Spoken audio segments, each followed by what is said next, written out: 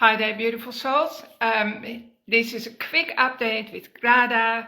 I'm a healer and a coach, and every week, and a best-selling author on Amazon. I've written 3 books.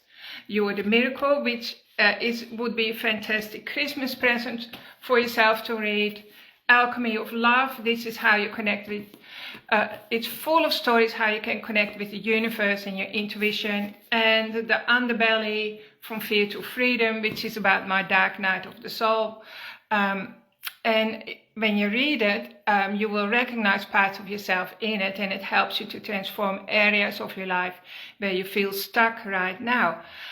So that's a short introduction about me. Today, I want to talk a little bit about panic, anxiety, and anger problems, right? Recently, I've seen a lot of people with panic and anxiety. By the way, they're mostly women, because women tend to hide their fear, and then they implode on themselves. They feel it, and it implodes on the inside of their body, and they start panicking.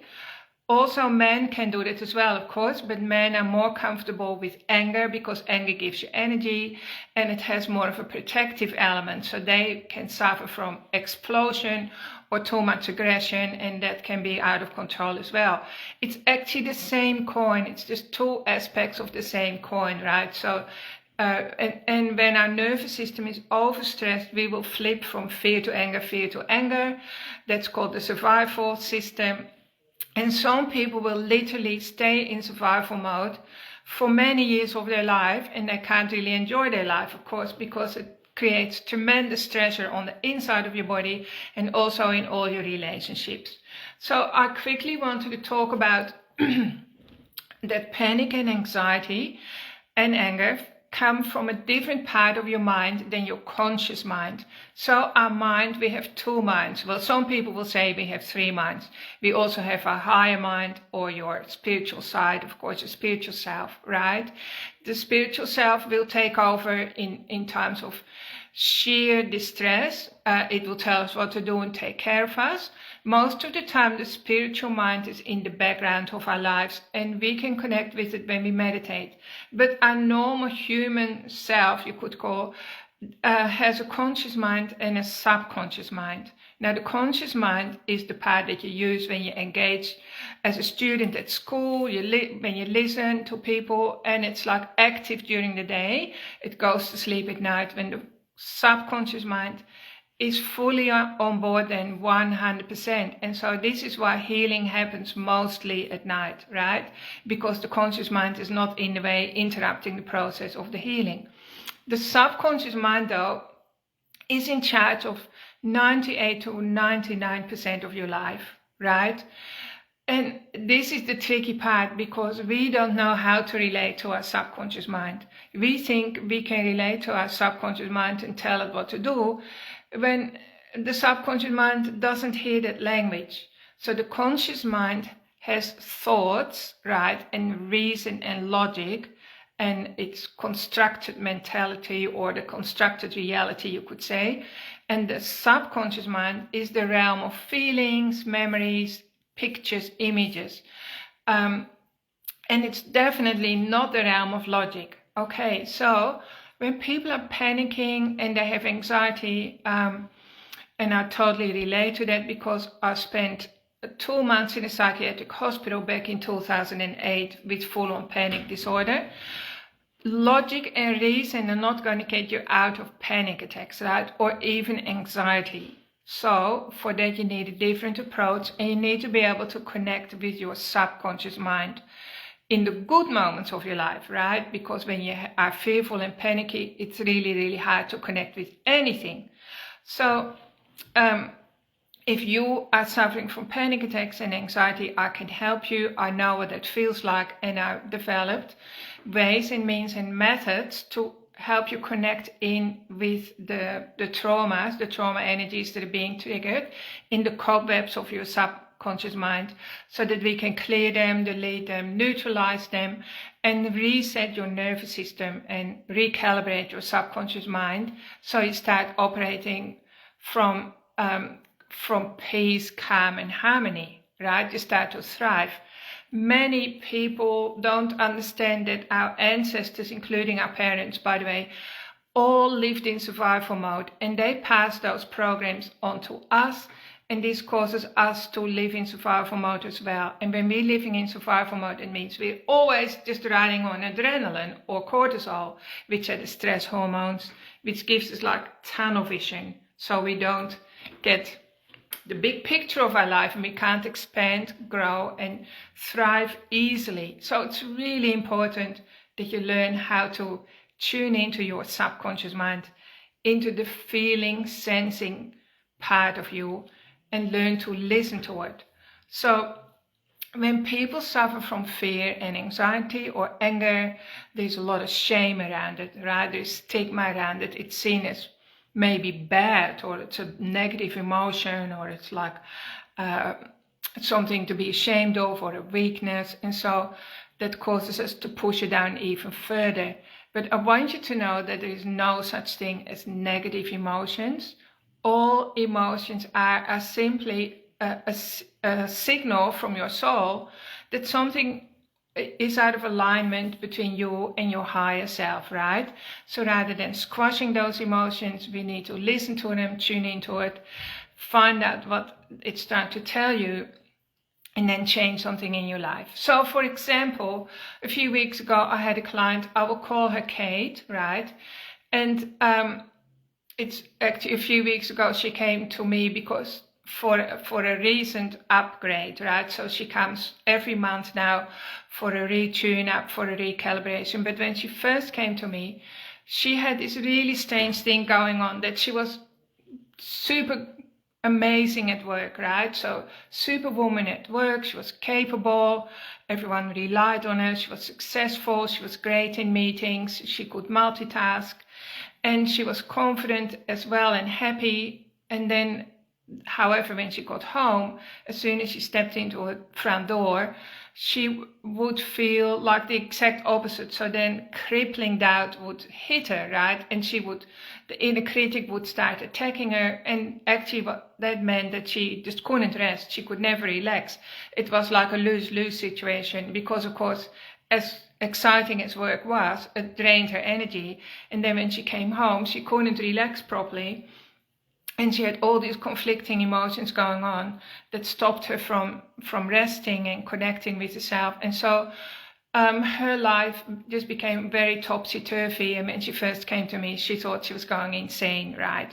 So during my sessions, we helped to uncover where the conflicts were in the subconscious mind, and old programs that were running the show that we had to delete. And then she was able to come home in the body. And also as a result, she was able then to feel at home in her own house as well. So like when she opened the front door, she immediately started to feel calm and at home, and she was back in her sanctuary. So this is the sort of thing that I want for all my clients, right? We all only have one life. We're here to express our soul mission, right? To feel fully alive, and it's our birthright to feel good and comfortable inside our own skin, and to live with clarity and to be resilient, right? So when we have panic attacks, it's actually in the subconscious mind is either remembering something that it's trying to alert you to. So there's traumas that need to be healed and shocks that need to be healed. But here's the thing. Unless you are a seasoned healer, you don't know what your body is trying to tell you. And what makes it even more complicated is that some of these shocks, they don't come from you. They actually were something that your parents or your grandparents or great-grandparents experienced, and they never came to terms with it. They couldn't integrate it, or maybe it was a secret. And this distressing energy gets passed down the generations, and now you are dealing with it. And if you don't deal with it properly, it's going to be passed down into your children and grandchildren. Especially, I find that it's the grandchildren that are dealing with our issues. So if you're listening to this, you're probably dealing with your grandparents' issues. That's what I see a lot, right? So it's our responsibility now, today, because most of us have the freedom and the choice, a choice to make that We don't want to suffer like this anymore. We want to become stronger on the inside, feel confident, be connected to our intuition, and create a better life for ourselves and for our children, and leave a different legacy behind. Do it so that our kids have it easier than we've had it. So the subconscious, all suffering is caused by a disconnect between the conscious mind and the subconscious mind. So the subconscious mind, like I said before, is the realm of emotions. It's not the realm of logic, and it can't think. So your subconscious mind, which is also your immune system, we mustn't forget that.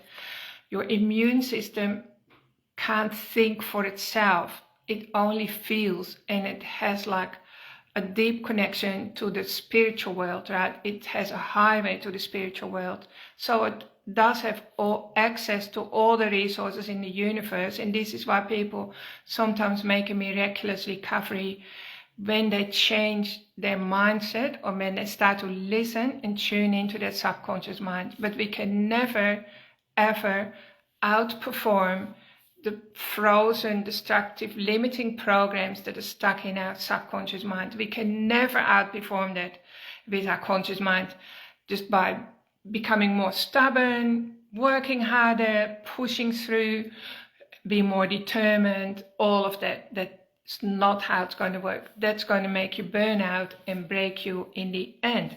You can read all about that in my first book, by the way, because that's how I used to live my life till it stopped working. All right. So I guess I'm saying your life can be much better than you can ever even imagine right now, because your subconscious mind has the power of the galaxy behind it, whereas your conscious mind is as powerful as the motor of a powerful car, which is still incredibly powerful, of course, right? But it's nothing like the subconscious mind, which is basically, you could compare it like your subconscious mind is the elephant and your conscious mind is like the one little ant running on the back of the elephant, thinking it can steer the elephant, right? It can guide. We have to learn to guide the elephant. And so you can only guide the elephant by listening to it, tuning into it, showing it respect, showing it love, feeding it properly, being a good master, so to speak, right? And so, but this is going into a different area. This is perhaps more the mindset medicine area. I'm talking today about how you need to heal your subconscious mind. You need to access that part of you if you want your life to change. And so over the years, Pete and I, we do this type of healing work together. Over the years, we've helped tens of thousands of people overcome their issues that were in their tissues from incredibly severe. People wanted to end their life. They're now living a full and happy life. People have overcome cancer.